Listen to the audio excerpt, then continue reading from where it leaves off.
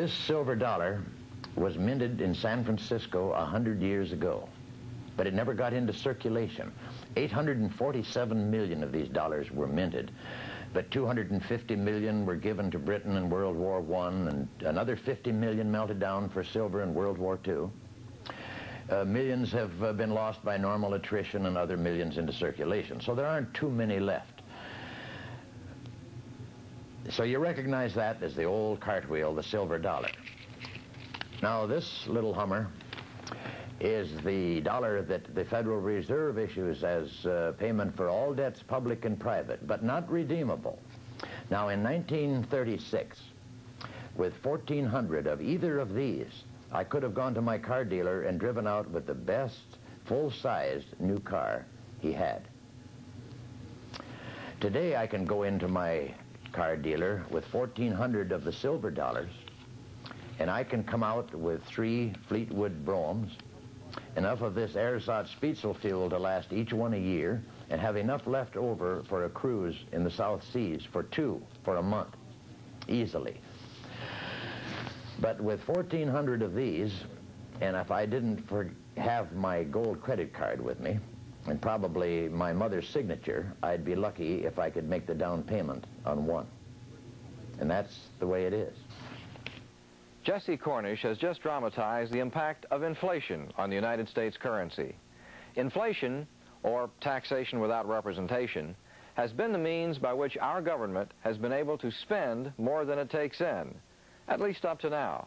Now, someone has to pay the piper, and that someone is you and me, and we will pay dearly unless we learn how to make the power switch. Savings.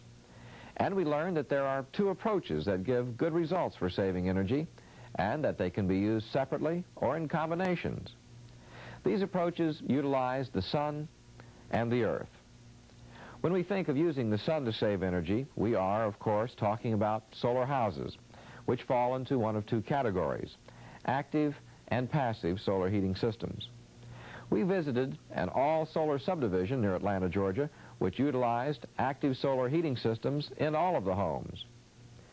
An active solar system is one in which the sun's energy is collected by a mechanical system, the primary component being a set of solar collectors usually mounted on the roof.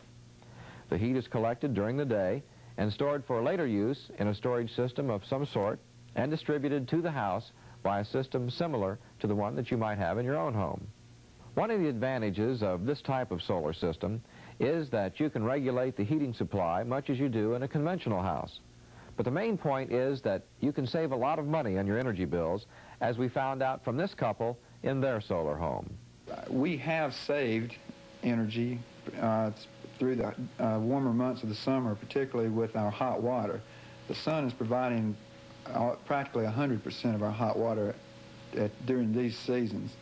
And we have saved some through our air conditioning too, in that the air conditioning unit uses, even though it's a conventional cooling unit, it does use the solar air circulation system and solar storage bin to help in cooling the house. So we have saved some money. Our total utility bills for 3.5 months have been about $110. And that's about $35, $40 a month or so. So your 3-month, 3.5-month bill has been really what most homeowners pay in a single month in the Atlanta area. Well, the only thing that I have to compare it to is the time we were living in the apartments. Sometimes some months during the summer, our air conditioning bill would get up to about $80 there. And it was a much smaller apartment, square footage-wise, than this house is, so we haven't approached that yet. So I think we are saving in the summer months with our air conditioning also. Solar heating is simply deriving heat in some form or fashion from the sun. And as it applies to residential application, there are basically 2 types of solar heating systems. There's active and passive. Active is where the heat is collected, stored, and distributed by some type of mechanical equipment. In a passive system, on the other hand, it's the house itself that collects and stores the heat. Now, obviously, in a passive solar home, you have to have access to the sun. So a south-facing location is a must, free from all obstructions now and in the future. The beauty of this approach is that it is almost maintenance-free. and allows almost any house that is designed properly to become a solar house. And in many cases, the house would not look much different from any other house in your own neighborhood.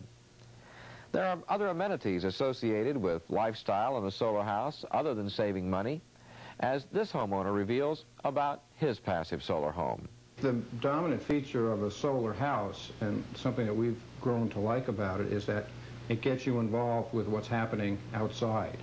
And this is something that we hadn't experienced before. And when you live in a solar house, you become more aware of how the sunlight, or what kind of a day it is outside, and the temperature it is outside, and what season of the year it is, and you just become more involved in the outside of the house, because the way the house interacts with what's going on outside is something that a normal house just doesn't do. And so we learned how to harness the sun. And we also learned how to use another free commodity to reduce our energy bills. That commodity? Well, the earth. We learned of two basic variations of earth-related architecture: earth-integrated and underground buildings. In earth-integrated architecture, the earth is usually piled up against the walls of the house to minimize the rate of heat loss. The roof is usually conventional in design, which is cheaper than that of an underground house, which has to be designed to carry thousands of pounds of soil. Most houses of this type have soil piled high against all of the walls on all sides, except the south side, which is usually glazed as part of a passive solar system. A popular misconception is that these houses would give you claustrophobia, but as you can see, they can be just as attractive as a conventional home on the inside.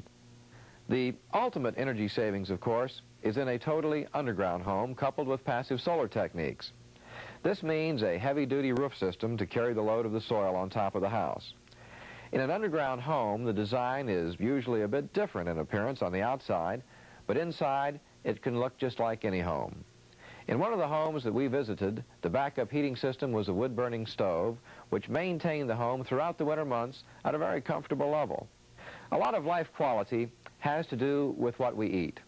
What we eat and how much it costs to eat were subjects of great interest to us, and we tried to explore alternate methods of obtaining and choosing our daily diet. The primary distinction that sets Seg1 apart from other food stores in Atlanta is our ideal of empowerment. We're here to awaken people, really, to educate people, so that they, in fact, can control more and more of their lives.